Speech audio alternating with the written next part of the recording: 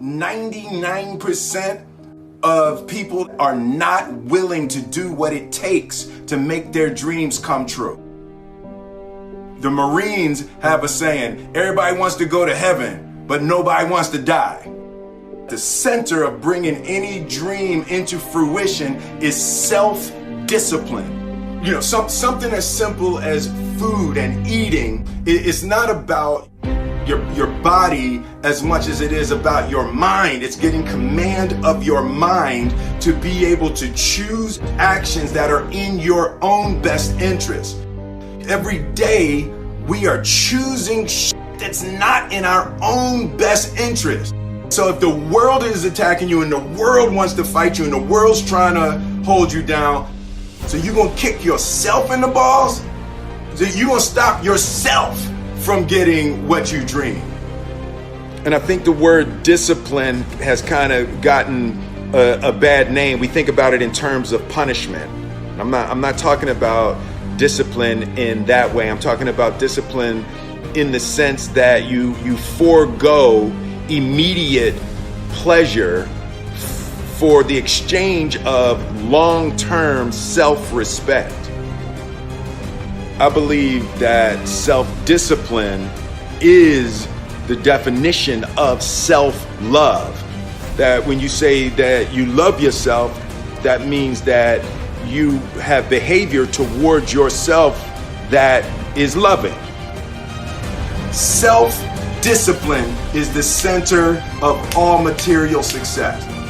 You cannot win the war against the world if you can't win the war against your own mind.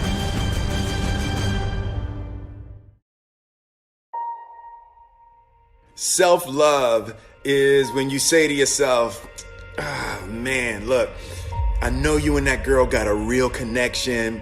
I know y'all vibe, but that's your girl's cousin. So I love you too much to let you do that. It's like you say to yourself, hey man, look, I know you want to eat that pizza and it'll be really good, but I can't let you eat that, man, because if you eat that pizza, you're going to feel like shit, and I love you too much to let you eat that. Self-love is, hey, look, I know you got a test on Monday, and I know you really want to go out with your friends. It's Saturday night, you want to go out, but if you fail that test, you're not going to feel good about yourself. I love you too much to let you go out tonight. Self-discipline is self-love. If you want to be happy, you have to love yourself, which means you have to discipline your behavior.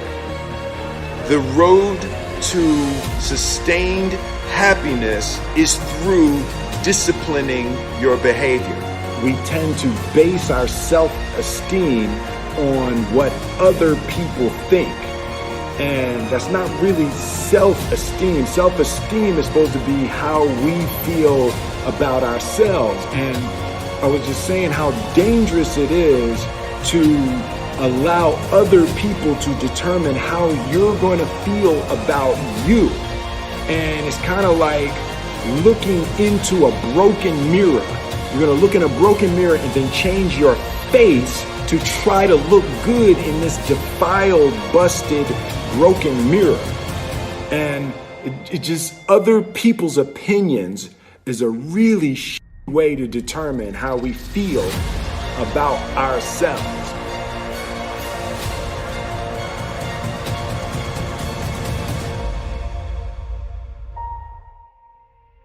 It don't matter whose fault it is that something is broken if it's your responsibility to fix it. For example, it's not somebody's fault if their father was an abusive alcoholic, but it's for damn sure their responsibility to figure out how they're going to deal with those traumas and try to make a life out of it. It's not your fault if your partner cheated and ruined your marriage, but it is for damn sure your responsibility to figure out how to take that pain and how to overcome that and build a happy life for yourself. Fault and responsibility do not go together. It sucks, but they don't. When something is somebody's fault, We want them to suffer. We want them punished. We want them to pay. And we want it to be their responsibility to fix it. But that's not how it works, especially when it's your heart. Your heart, your life, your happiness is your responsibility and your responsibility alone. As long as we're pointing the finger and stuck in whose fault something is, we're jammed and trapped into victim mode. When you're in victim mode, you are stuck in suffering. The road to power is in taking responsibility. Your heart, your life, your happiness is your responsibility and your responsibility alone. You can make a person smile, you can make a person feel good, you can make a person laugh, but whether or not a person is happy is deeply and totally and utterly out of your control. The prerequisite for spending time with any person is that they nourish and inspire you. They feed your flame. Look at your last 5 text messages. Are those people feeding your flames or dousing your fire? Put your phone down for just a second and look around. Look to the people around you. Are those people throwing logs on your fire or are they pissing on it?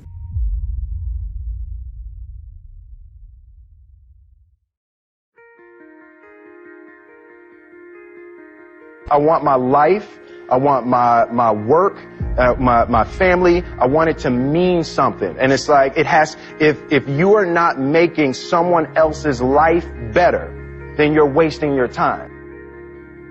The separation of talent and skill is one of the greatest misunderstood concepts for people who are trying to excel, who have dreams, that want to do things. Talent you have naturally. Skill is only developed by hours and hours and hours of beating on your craft. You don't try to build a wall. You don't set out to build a wall. You don't say, I'm going to build the biggest, baddest, greatest wall that's ever been built.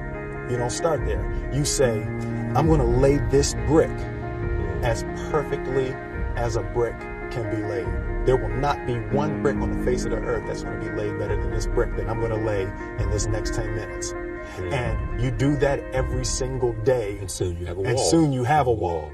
And I think psychologically, the advantage that gives me over a lot of people that I have been in competition with in different situations is it's difficult to take the first step when you look how big the task is.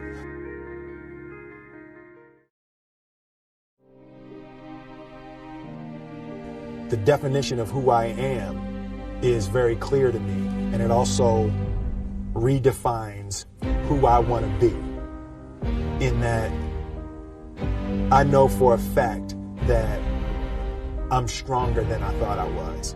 You know, you can't help but ask yourself the question, what would I do if I was in Muhammad Ali's shoes? I'm motivated by fear. I hate being scared to do something. And I think what developed in my early days was the attitude that I started attacking things that I was scared of. Why were you scared in your bed the night before? What do you need that fear for? Just don't go. Why are you scared in your bed 16 hours before you jump? Why are you scared in the car? Why could you not enjoy breakfast? Fear of what? You're nowhere even near the airplane. Everything up to the stepping out, there's actually no reason to be scared. It only just ruins your day. You don't have to jump. And then in that moment, all of a sudden, where you should be terrified is the most blissful experience of your life. And God placed the best things in life on the other side of terror.